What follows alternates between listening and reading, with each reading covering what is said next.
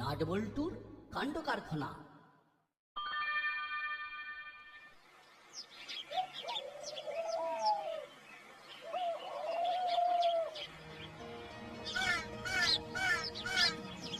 ওটাই ঠিক রইল।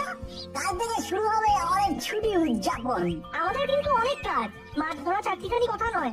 মাছকে সব দারুণ দারুণ খাবার দিতে হবে, খাবারের লোভে আসবে আর আমরা ধরবো। মাছ ধরবি? ওরে, কিভাবে মাছ ধরতে হয় সেটা জানিস? মাছ ধরার জন্য যা যা লাগে সব আমরা জোগাড় করে রেখেছি। মাছের খাবার, ছিপ, সুতো, বড়শি সব আনা হয়ে গেছে। এবারে পুকুরে যাবো, মাছের খাবারটা দেবো, তারপরে টপার টপ মাছ ধরবো। পারিস বটে। মাছগুলো যেন তোর বন্ধু, তুই বলবি আর ওরা তোর কথা শুনে ঝপাঝপ জালে ঢুকে যাবে।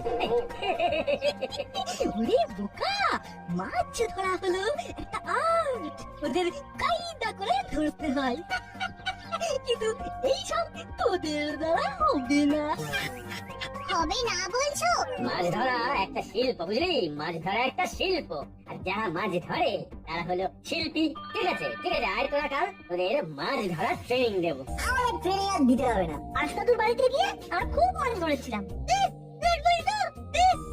কত বড় ভাগ্য যে হুলোরা পাটালিদা তোদের মাছ ধরা শেখাবি, আর তোরা কিনা সরাসরি বলে দিলি শেখাতে হবে না। বরং আমরা কম্পিটিশন করি। গ্রেট আইডিয়া, খুব ভালো বলেছিস। তোদের সাথে কম্পিটিশন? ঠিক আছে, চলে আসিস। তোরা হেরে গেলে কি করবি? যে হেরে যাবে সে খাওয়াবে নানান রকম মাছের পদ, রোজ বেচে। যারা খাওয়াবে মানে যারা হেরে যাবে তারাই রাখবে। সোজা কথা, ফিস্ট হবে। মাছের ফিস্ট, মাছ ভাজা, মাছের ঝাল, মাছের বড়া, সব মাছ। ধরিব মৎস্য, খাইব সুখে। চলো রাজি। দাদা, আগে আমরা ভাববো, তারপর কাল সকালে বলবো। ঠিক আছে, তাই হবে।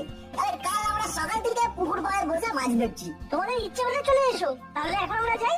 চললাম, কাল সকালে আসতে পারলে এসো। ওদের কথাবার্তা দেখলি যেন জিতে বসে আছে। তাহলে কি করবি? কাল লুকিয়ে এসে দেখবো ওরা কি করছে, তারপর ডিসিশন। কেন হুলোদা এমন একটা ডিসিশন নেবে যাতে ওদের ওই ভূতা মুখ ভূতা হয়ে যায়? দেখছি। বলতো একটা কথা তোকে হলফ করে বলতে পারি যে কাল ওরা আসবে, কিন্তু আমাদের সাথে কম্পিটিশন করবে না। হ্যাঁ, আমারও তাই মনে হলো। ওরা কাল আমাদেরকে লুকিয়ে লুকিয়ে দেখবে। মাছ কিন্তু ধরা চাই না বলতু, নইলে প্রেস্টিজ ইস্যু। ঘাবড়াস না,